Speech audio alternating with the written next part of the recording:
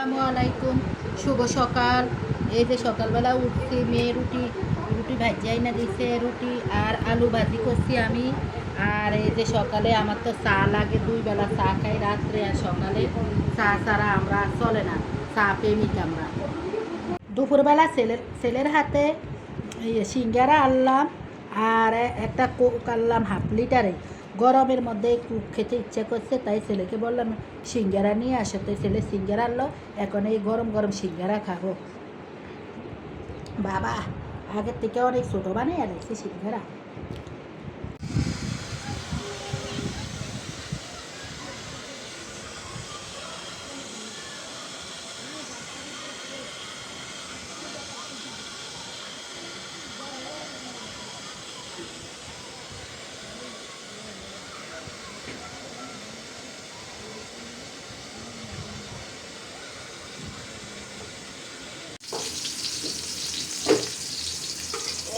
আমার মেয়ের জন্মদিন উপলক্ষে আজকে আমি এই যে বিরিয়ানি পাকাইতে আসছি। আর আজকে আমার উপরে প্রচুর প্রেশার গেছে, যে বিরিয়ানির জন্য চালগুলো আমি ধুয়ে রাখছি, আর মাংসগুলো আমি মেরিনেট করে নিচ্ছি। আর এখন আমি এই যে পোলাও চাউলগুলো তেলের মধ্যে ভাজবো। আর আজকে আমার উপরে অনেক প্রেশার গেছে। আজকে আমার ছেলের এসএসসি পরীক্ষা ছিল, সবাই দোয়া করবেন। বাংলা প্রথমপত্র ছেলের জন্য সবাই দোয়া করবেন। আপনাদের কাছে আমি দোয়া চাইলাম আমার ছেলের জন্য।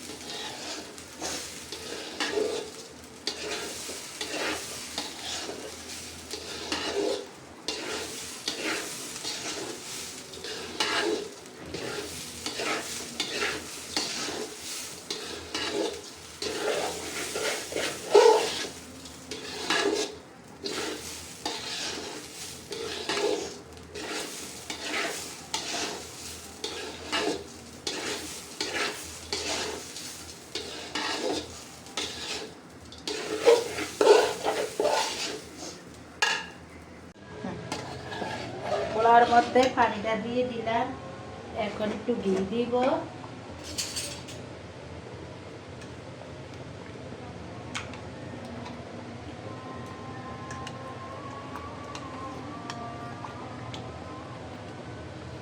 ঘি দিব, আর ঘিটা আমাদের হাতের বানানো ঘি।